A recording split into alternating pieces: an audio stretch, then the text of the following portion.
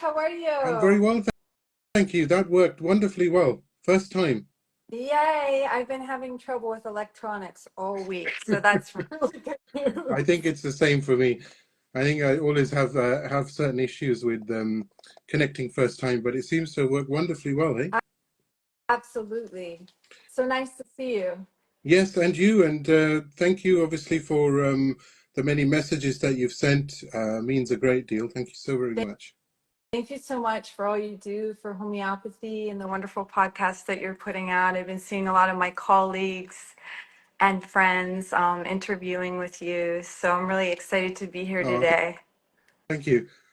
So those who are watching live and those, of course, who will watch this recording after the live ends via Instagram and on YouTube, I welcome rather Danielle Zinaich, who is a supermodel and a homeopath from the United States.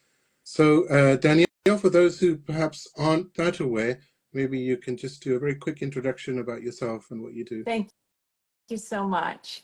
My name is Danielle Zinaich. I'm a homeopath in Savannah, Georgia. I recently moved here from New York. I am a graduate of Center for Homeopathic Education in the UK. I went to the first school actually in New York, and then I returned back to the same to get my honors degree in science and homeopathy through them and the Middlesex University. I've been in private practice for 12 years, and I have a broad range practice, anything from acutes, allergies, eczema, bug bites, smaller issues, colds, flus, viruses, to more chronic issues like cancer, autism, Lyme disease, autoimmune disease, and end of life. Alzheimer's, Parkinson's. So it's a very broad range practice, and I chose to not really specialize because I like seeing a variety of cases in my practice. It's interesting, isn't it, Danielle? Because with homeopathy, there is no one condition that somebody will come to you. It's always a myriad, and there's because we're treating the person holistically. So you've got mind, body, you've got soul. You know, there's so many different things that come into an equation when you treat a patient, and that's why it's always drummed into us at school. Certainly, when we were studying homeopathy, of the importance to observe and to think holistically, not just focus in on a condition. That's right. Classical homeopaths really look at the whole person, and we treat the whole person, not the disease. So one person with Hashimoto's, for example, will have a different remedy from the next person that comes to us with Hashimoto's thyroid disease. We will encompass that disease and the symptoms that the client is presenting with. We will, of course, encompass those symptoms, but we will also look at the big picture of how and why this started. And, some of us even go outside of the realm of homeopathy a little bit and think about things like voice, for example, with Hashimoto's Mm. and throat disorders. I like Louise Hay. She's one of my favorite healers, and I use one of her books called Heal Your Body. And she believes, in the mental emotional connection to the physicals. So some homeopaths will also incorporate that, like myself, into my practice and ask the client questions around the idea of speaking up or the inability to speak up, or are you using your voice? Was your voice stifled as a kid? Were you told to be quiet and to shut up as a child? And how is this manifesting in the throat chakra area? I also look at things like environmental factors that may contribute to thyroid disease, such as fluoridated water or low iodine levels. So I try to incorporate some naturopathic practices as well into my homeopathy practice. I was supervised by Dr. Angelica Lemke, who's a fantastic homeopath, and she taught me a lot of these skills. Wow. I was going to ask you about modeling. And as you were talking, I was just thinking, how do you manage to do so much? I mean, that's impressive, you know. Your It's time management skills must be amazing. Not really. I make a lot of lists. I'm a list maker. My mom taught me how to do that. Oh, I have them on paper. I have them in my notes. I've been modeling for about 35 years now.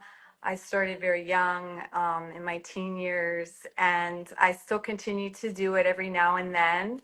Although homeopathy and also Reiki is part of my practice, homeopathy and Reiki are my main focus. And now, actually, I treat a lot of people in the fashion industry, hair, makeup artists, photographers, stylists, um, models, because I think I have an understanding of what they do hmm. and what that work looks like and the kind of stress that plays into factor and that could physically be harming them, things like travel and being on your feet all day, carrying heavy bags, things like that. I really get the fashion industry. That's actually so nice to hear you say that because it's so nice to be able to give back to the people who've always one can be surrounded by in a profession. It's so nice, isn't it? Because whenever someone says, "Oh, I've got this and I've got that," and it's like, "Hey, hang on a minute, homeopathy can help you here," and it's endless, right? There's so much you can do. Absolutely. And I had so many of those things myself traveling, Yeah. like I acquired things from traveling, things like parasites, blisters on my feet from Mm, shoes that were too small. I injured my back on a photo shoot, which put me out for close to a year, which was very detrimental to my mm, career.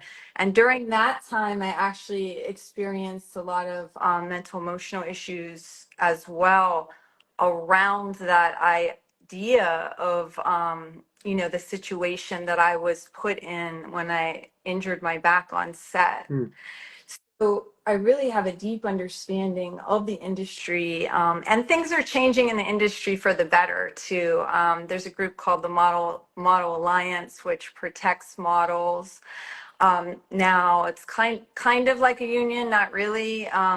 But Sarah Ziff, she's a model friend of mine, and she started the group. She went to Harvard Law School and started this group to help support models with these types of issues because we really, other than our agents looking out for us, which they do, we didn't really have anyone protecting us like that. mm. That's so important to have, and also the schedule itself must be quite grueling because you've no doubt traveled the world, right, in your profession.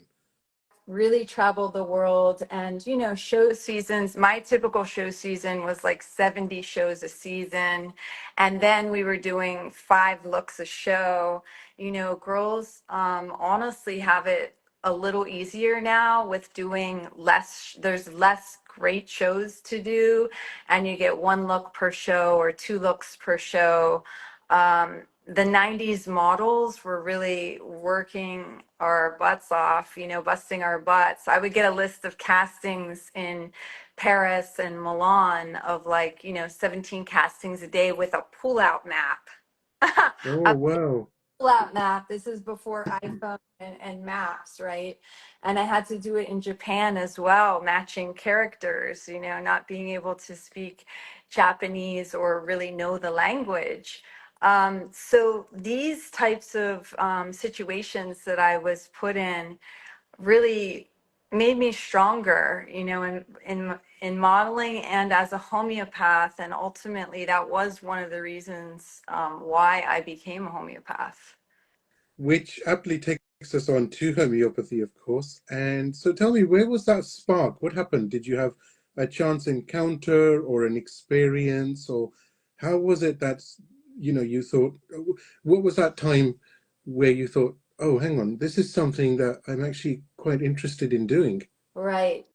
Well, about 29 years ago, I discovered homeopathy through my dog. I had a little Chihuahua at the time, and I took her to the vet for her routine vaccinations. And she got a parvo vaccination that made her develop a tumor on her eye. And the conventional vet wanted to remove the tumor because it was obstructing her vision and Mm, making her teary eyed, and she was pawing at the growth on the eye. So it was clearly bothering her. And if they were to remove that, with a scalpel, she was going to need stitches, and then she was going to need eye drops, maybe for the rest of her mm, life, because the eye would become dry from the lids not completely closing and touching. So I decided to go to a holistic pet food store in the East Village. I was in New York at the time, and I found a card with Roberto Gill, Dr. Roberto Gill's phone number, homeopathic vet. And I went to his horse farm where he was working. I brought my dog and I said, "Can you please help us? I really don't want to do this invasive surgery. I'm going to try this first." And I called the conventional vet and I said, "Look, I'm going to try this first. I'll bring her back if it doesn't work." And he gave a remedy called Thuya, which a lot of homeopaths use for things like overgrowth, warts. Sometimes we even use it, for skin tags or cancer. And it's a big remedy in the rubric under vaccinosis. So he administered Thuya, and I think we gave it probably like 5 to 7 times over the course of a week, mm. and the tumor slowly shrunk on the eye. I was amazed. We watched every day. It just got smaller and smaller and smaller until eventually it was gone. We didn't have to do any invasive surgery. So I said, "What is this medicine? I need to know what this is. Yeah. Uh, and can I do this for myself?" And Dr. Roberto Gill then referred me to my homeopath, Sue Anello, who's in the UK.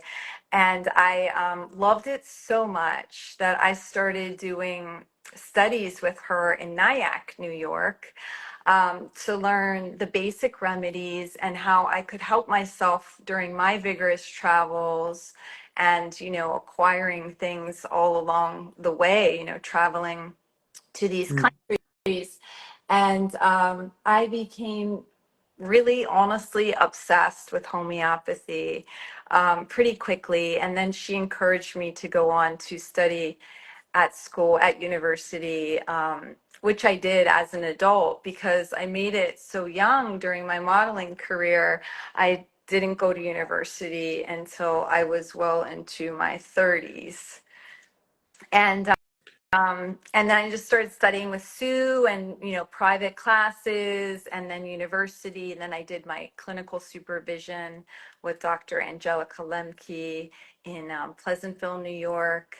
And then I really honestly started studying with the greats at the Center for Homeopathic Education. I've studied with amazing, amazing teachers as you have as well. That's a wonderful place, isn't it? The Center for Homeopathic Education. That's so, Fantastic. so good. And there's so much going on there as well all the time. And in fact, all the schools in the UK are very much buzzing at this moment in time. And there's such a keen interest from especially the next generation who are genuinely taking an interest in healthcare. And, homeopathy seems to be on the top of the list as far as looking at alternatives or looking at healthcare differently, let's say, for want of a better word.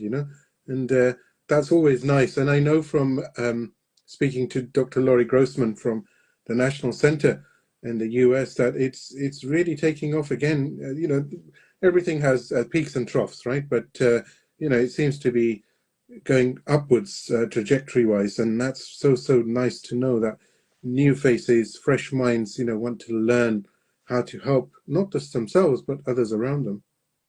Absolutely. I loved your podcast with Dr. Lori Grossman, and she actually helped me when I moved down here to Savannah. National Center for Yeah, Homeopathy, right? I joined them, and I do all of her podcasts for Boiron, and I love what she's doing, and she was very helpful in you know, my big lifestyle change that I just went through and my big move. She's fantastic. And as is Boiron, you know, I do some social media posts for them, and I really love their products as well. That's so nice, isn't it? Because uh, there's there's uh, there's so much in common, isn't there? We're talking about Laurie, I know, and Laurie, if you're watching, or if you're going to certainly watch back, hey, hi, Laurie, and but you know, and I'm going to mention it to her after this anyway.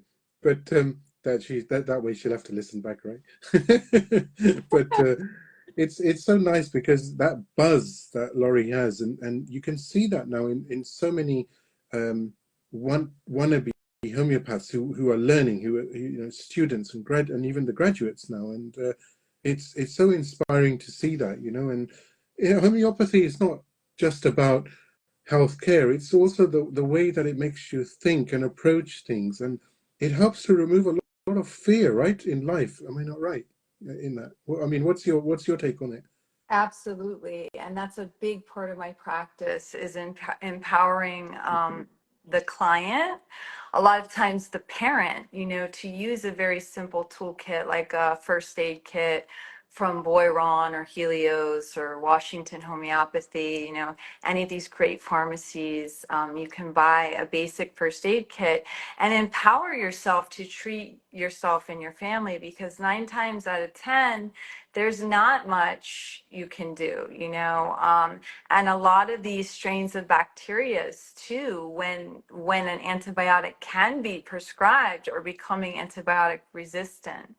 And that's the importance of homeopathy, and where homeopathy is going to play a big role in the future of medicine in treating things that are untreatable. And as homeopaths, we often see a lot of these clients come to us as a last resort, right? I've tried everything. Mm, Can't get rid of, you know, my Lyme disease, for example, which I personally went through myself. I've done the antibiotics. I've done, you know, the herbal antimicrobials. I've done food as medicine. I've done fasting. I've done colonics. I've tried everything, right? And so they come to us, and with one great match of a remedy, it can really change a case and change a person's life. it's amazing, isn't it? And you mentioned Lyme disease, and you know that can really have such a detrimental impact on one's life, on one's just well-being overall.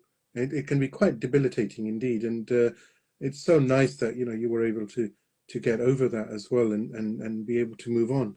That's so good. Absolutely. I suffered for 10 years. I had a co-infection called ehrlichiosis. And there's, you know, many different co-infections keep coming out. It's very prevalent in New York. It's actually an epidemic in upstate New York. I saw tons of cases of Lyme disease and helped a lot of people through it. While they see, you know, a Lyme literate doctor, I always recommend to check numbers, infection Mm. numbers, things like that, to work alongside with a functional doctor or Lyme literate doctor. And we have so many of the nosodes available homeopathically, the very specific bacterial strains, and we can use these in conjunction or in between the constitutional remedies. One of my mentors in Canada, Humesh Kapitan, who has taught me the Nariani remedies, really helped me with adding in adjuvant remedies, like, for example, cleaning out the lymphatic system, you know, which can get backed up during Lyme Mm. disease, which is something that, you know, a lot of people don't really think about, clearing the liver, cleaning the lymphatics, and getting all of the systems working and flowing together, not just killing the bacteria, right? You have to open up the detox pathways and treat these other important systems, so that when you do kill the bacteria, your body can get rid of them. You know, you're 100% spot on with the lymphatic system, because it is often overlooked, and it's so important, isn't it? You know, a sluggish lymph system basically slows everything down, right? Absolutely. And it's so important, and I find that fascinating as well myself, because I do spend a lot of time on that, on lymph drainage, and I find it helps tremendously. Patients respond much better. Um, Sometimes it's just the things perhaps we don't pay too much attention to, which actually are the most important. And actually, in homeopathy, that's true anyway, right?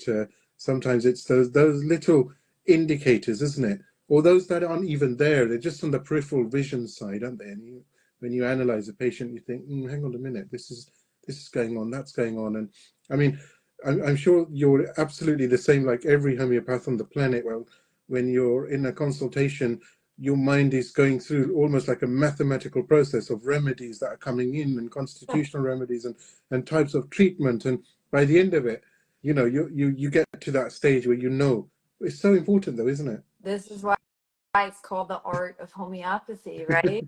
Yeah. And why you Yeah. may start a different way than how I'm going to approach the case, right? And there's no, you know, teachers would argue in clinic, this is the path that we need to take, and this is our starting point. But you may start differently than my approach, and we may both arrive, with very good results, choosing different Mm. paths and peeling back different layers, or looking at the etiology of when the disease started or how the disease started, which is one of my main strategies. I love that. That's a golden nugget for me, when somebody can tell me how and when something started and what was happening in their life around that time. It's interesting. I always use this analogy that because you mentioned art, and we know that James Tyler Kent said, "Separate the science from the art." Now, you've learnt it all. But I always say to every student, and when I teach, I say to the students, I said, "You're all going to have the same canvas. It's a blank canvas. You're all going to have the same palette of colors and the same identical paintbrushes. But how you paint your portrait is going to be unique to you, and the results are going to be just as incredible as everybody else who's going to be doing the same." And that's the art, isn't it? Absolutely. And we have techniques that, that we use as homeopaths to really hone in on the patient. We have antenna, you know, we can sense, Guardians of oftentimes the what the Galaxy, that remind me of that. we can often sense what the patients are feeling. Sometimes, no matter how much we ground and protect and do our little things before and after the sessions, sometimes we can even feel it in our own bodies. Yeah. And this is the gift of being a healer, right? Is to be so empathetic and sympathetic that this similar suffering, right? We can almost sense it or feel it, or at least have a deep understanding of what the patient is going through and suffering from. And we understand the diseases as Mm. well, and the nature of diseases. So it's looking at the person, the disease, the environment, contributing factors, all of it, and our sessions are long. They're not 7 minutes. I just read an article somewhere where doctors have like 7 to 10 minutes to take a case. Mm.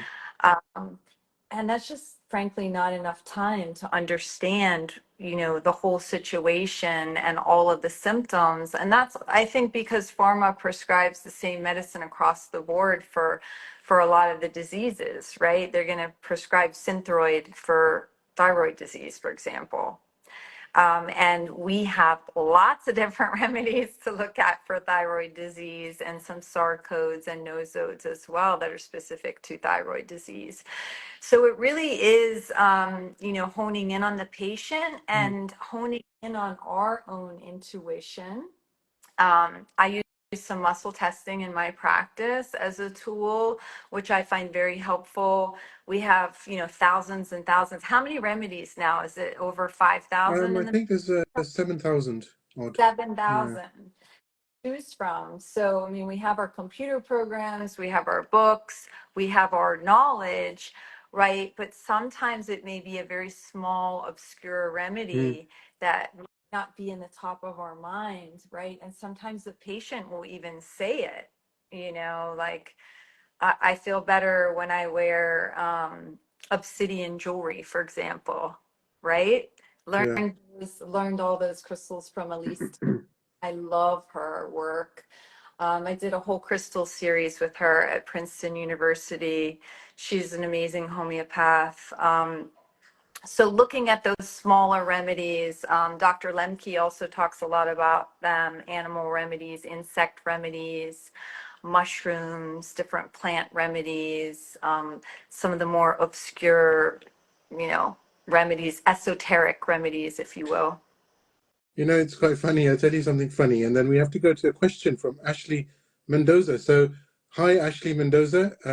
Ashley is director for live events for the homeopathic world community. So, hey, hi, hope you're well. And I look forward to seeing you actually on Friday for a live as well. Very much looking forward to that. But just before we go to that question, I remember a patient, and they came for a certain condition, and the selected remedy was a remedy called Okubaka. And I said to the patient, this is the remedy, Okubaka. And they looked at me and I said, everything all right? And they said, Chewbacca. I said, no, not Chewbacca, Okubaka. And it was so funny. It was I'm not doing it justice, but it was one of those moments because I felt, had I said something wrong? Because there was silence and they were just looking at me. And they thought I was trying to be funny because they heard Chewbacca. I said, listen, this is not Star Wars. We're very close to it because it's homeopathy, but, that's the remedy. It just so happens. I would have made that grunting noise that Chewbacca does, but I think that would have sent the patient away. That's so funny. And in school we learned, may the force be with you, right? Of Oh, course. you know that, yeah. May the vital force be with you. Hey, I like that. Um, Danielle, Ashley Mendoza asks, how do you feel etiologies help in a case if it's something that you look at? Well, a person, we learn never been well since, or NBWS, Yeah. right? In school. And so the person may be fine their whole childhood, teen years, 20s, and then they become exposed to or get Epstein-Barr mono. Let's just use that as an example, right? Which is a Mm. nasty virus and can get very stuck in the neurological system. Um, so, so as homeopaths, we will say what happened that year and what was going on in your life around that time where you got Epstein-Barr virus. Well, I had these swollen glands and sore throat, and I became extremely fatigued. I never regained my energy. I was diagnosed with chronic fatigue syndrome. Mm. Um, I couldn't exercise. I couldn't focus. I had a lot of distractibility. And so we really look at, that time and the whole timeline. We use a lot of timelines in homeopathy, which is really important part of the case. And somebody's laughing. Oh, it's Ashley with the Chewbacca. I hope it's the Chewbacca joke. Yeah, the timeline. So they, never been well since, and the etiology. So then that will bring us or clue us in on different remedies, Mm. maybe that are around the Epstein-Barr virus. And we have a whole chapter on disease, and we can take that into consideration when we do our repertorization, that Epstein-Barr virus was a turning point for that patient, and they've never been well since Epstein-Barr monovirus. So how can we treat the whole person and encompass this virus when we repertorize the case, but also maybe, trying to pinpoint or doing an intercurrent remedy or nosode to to hit the virus square on, square on the head and knock it out of the person. Because, and there's some antiviral supplements that you can take, and medical medium, his favorite thing is wild blueberries, for example, for Epstein-Barr virus. But in homeopathy, we're going to look for specific homeopathic remedies around Epstein-Barr virus, or whatever the disease was that they've never been well since, or the etiology of the disease. How did that person shift? We call it as disturbance, right? What is the disturbance, and what does that look like? Did they have these symptoms before that? Do they now have new symptoms? And then at the follow-up case, we'll look at that too. What has changed? Are there any new symptoms? What's gotten better? And often people forget, sometimes people will forget that they even had headaches or symptoms around their menses. And that's why we take such great notes. I still do all my note taking on paper. I'm Same. a paper and pen girl. I circle, I write on the side, I underline, and then I go back to the chart, and I will go through each symptom with my clients and say, how is this? How is that? Firstly, thank you for a very comprehensive answer. But secondly, you're so right about pen and paper, and also the other reason I've personally found by writing down things rather than typing is you never forget. It helps you to remember remedies for certain cases. I know it's individualized, but nevertheless, we know certain formulae. If a patient comes with something very, very similar, certain remedies come to mind, and it's so good, isn't it, for enhancing your knowledge?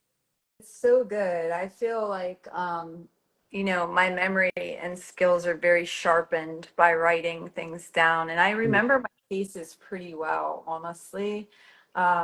I remember dog names very well. And when I meet people in person, I often forget their name, embarrassingly enough.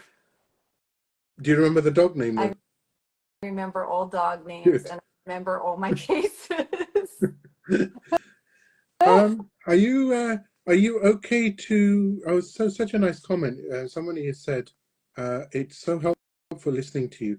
I was just going to ask you, Danielle, are you okay to take another question? Yeah, let's do it.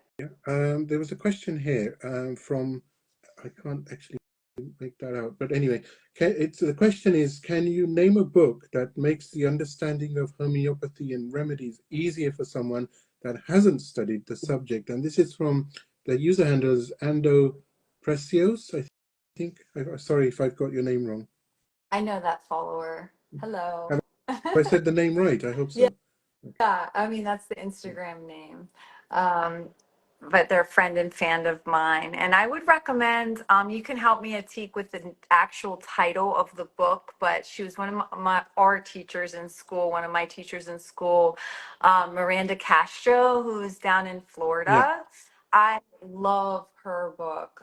It's a great beginner book. It has pictures of the plants and minerals inside of the book. It has a materia medica section and a small repertory section. That's a great starting point. Do you know the name of the book, I Atik? well, I've got it on my shelf, but because I'm on a live, I've forgotten the name. So hold on, let me just check it. I think it's the Complete Homeopathy Handbook. Thank you. The Yeah, complete that's one homeopathy. of the first books actually that I used as well, and I was sharing this story. Sorry to interject, but I was Yeah. sharing this story with Miranda Castro, um, and it was quite interesting. I said, yours was one of the first books that I had. Yeah, me too. And honestly, also, if you buy a homeopathic first aid kit, it comes with a little book in it as well, with a repertory section, and also a symptomology section. So that's really, I mean, sorry, materia medica and a Mm. symptomology section. So that's also a very helpful way of learning the remedies. And again, this is something that I do in my practice, is I teach the remedies as we go, because I really run a wellness practice. I don't, I want to get my patients well. That's my main goal. And so I usually only see those people, you know, 2 to 4 times a year for constitutionals, and then I see them for acutes. And if you're ill when you come to me, or you come to me with dis-ease, I will see you more frequently, and then we can stretch the appointments longer. Um, and we like to see patients getting sick 1 to 2 times a year, right? It means their immune system is working, Mm. and they have a healthy immune system when they're exposed to viruses, or bacteria, or maybe they're raising little kids in kindergarten and elementary school, right? Who are bombarding them with different viruses. It's so important. You know what you've said is actually so, so important there, because your immune system needs to do something. And oh, okay, in the background, yes, of course, it's protecting you.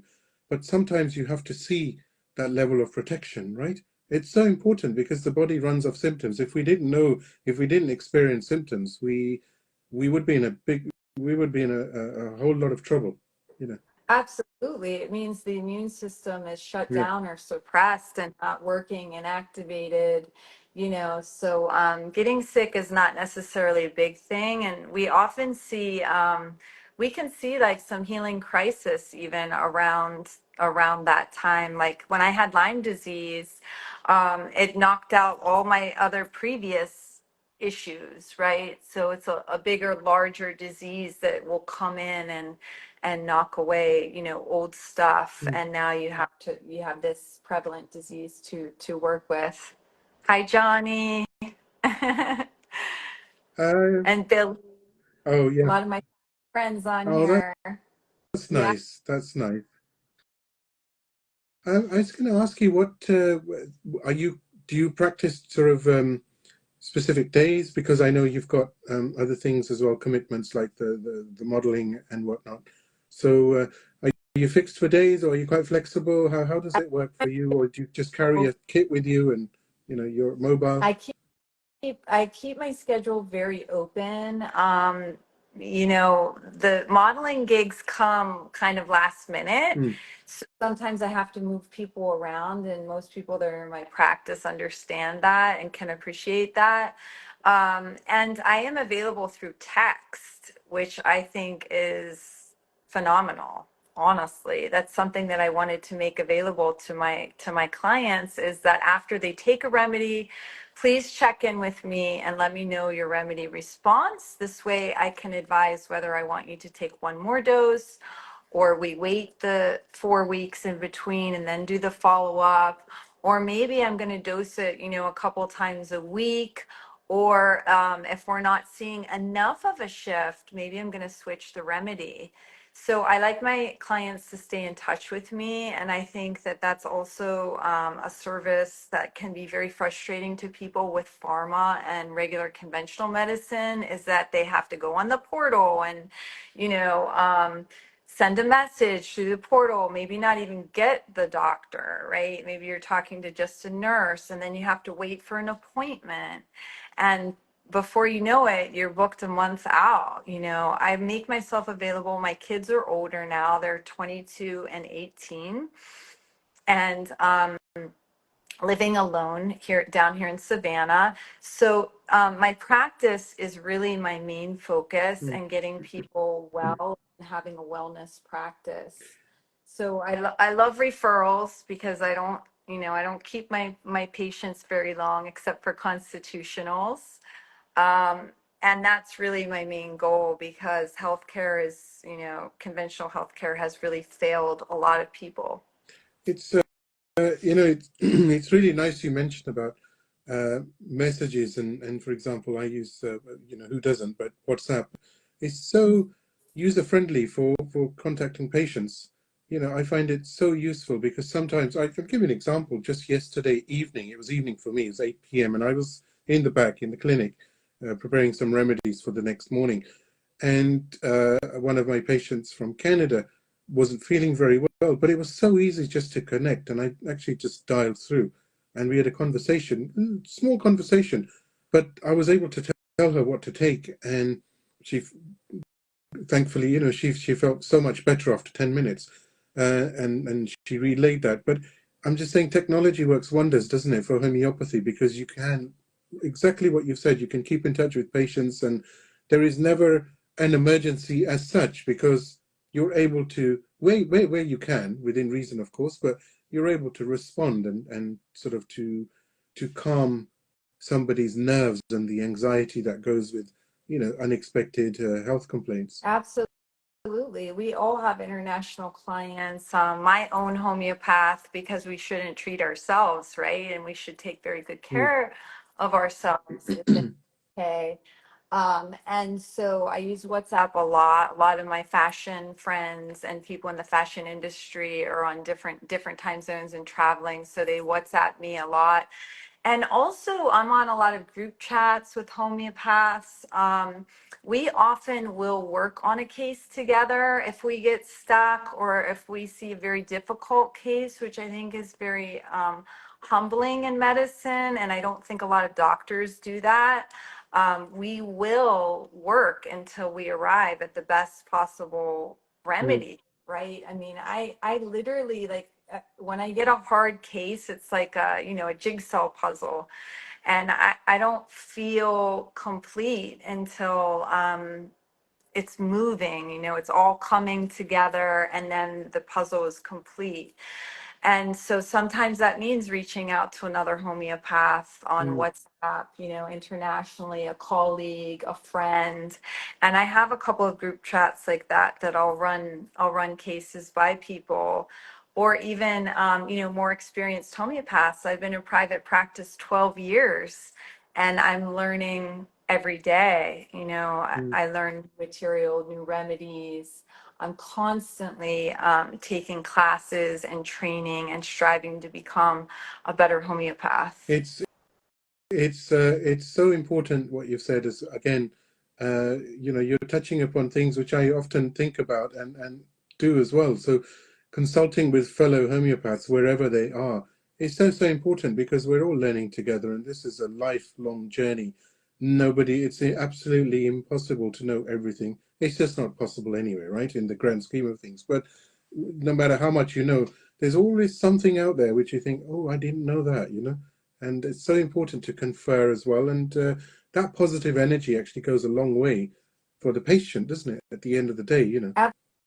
Absolutely. And new diseases. I was treating the first cluster of COVID. And when I was in New York, I had a lot of the patients from New Rochelle, because they were all getting turned away from hospitals, Mm. and there was nothing to treat COVID with. And so people were leaving hospitals and urgent cares, gasping for air, coughing, having air starvation and terrible body aches, Mm. coughing, not well, like really unwell. And there was nothing really over the counter that was treating this either.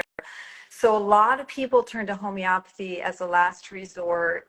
And this is a new virus that I was studying with Jeremy Scher. Jeremy Scher was doing a lot of talks on COVID and different remedies that we could use Mm. during this time, some of which have been around, by the way, since the 1800s, right? Absolutely. So we have medicines, we have these old medicines in our books, in our repertory, that we've been using for dry coughs, wet coughs, air starvation, um, trouble breathing, trouble recovering from the virus, like long COVID, exhaustion, fatigue, body aches. We've had these remedies since the 1800s, and we've been using them for very similar things like altitude sickness, for example, pneumonia, bacterial infections of the lungs. So these are remedies that we're very familiar with, and remedies that really work. And so I was very happy to have those clients come to me, and a lot of them were very skeptical Mm. too. And I love having a good skeptic in my practice.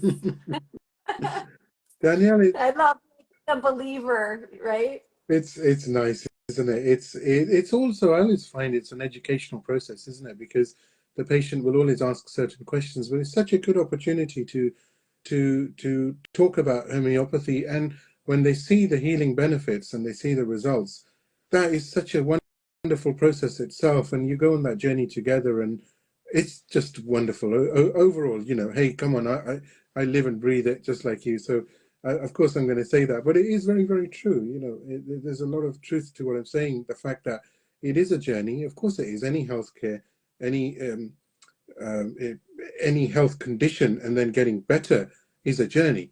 But with homeopathy, there's a lot of education there as well, and then there's awareness, and then there's appreciation, and then it's love for it.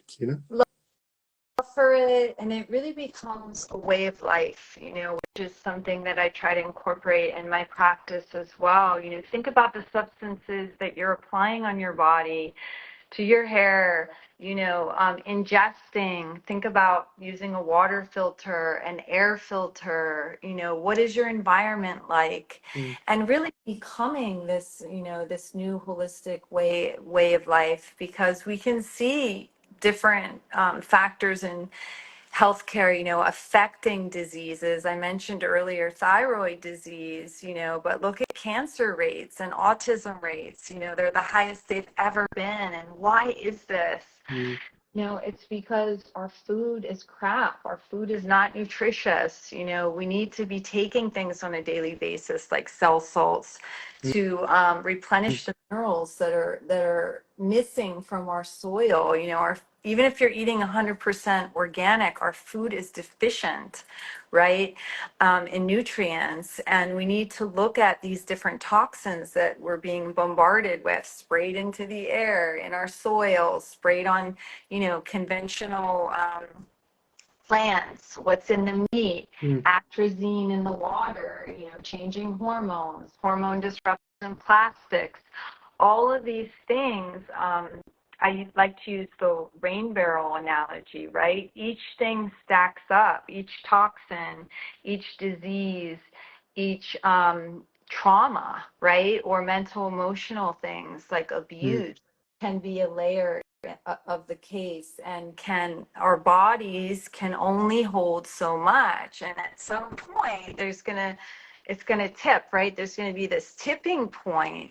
And how can we minimize these things in the rain barrel and live a different way so that we're not subjected to all of these things?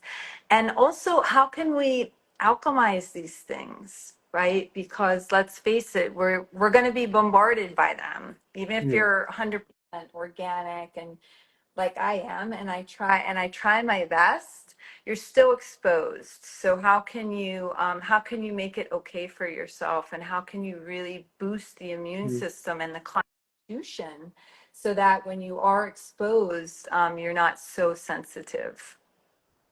Brilliant. I love homeopathy, and your passion and your zeal for it is very, very inspiring, I must say. Danielle, it's been an absolute pleasure. And actually, I look forward to the upcoming podcast with you as well. And we can talk much, much more in depth about some of the things, some of the gems and golden nuggets that you've shared today. But yeah, honestly, great honor. Thank you so very much. I'm very grateful to you. And thank you for coming on. Thank Yeah. you so much, Atik, and thank you so much for everything you do for homeopathy and all of the wonderful podcasts that you're putting out. I really appreciate bringing awareness to this medicine that is amazing. One of the first medicines, right? One of the best medicines. Absolutely, 100%. Call me biased. I don't care. Same. Okay, Thank you so much. Anyone can reach out to me here on Instagram. You can DM me if you have any questions about, coming to my practice. Or you can send me a email at remedyyourhealth@gmail.com. That's the best way to get me, probably. brilliant. Thank you so very much. And for those who, well, for those who are listening live, this will go up on my YouTube channel. And of course, immediately after this, it will be up on my Instagram. And Danielle will also share it on hers as well. Thank you so very much. Take care, and I'll talk to you offline. Well, be well, everyone. Okay, Bye. bye.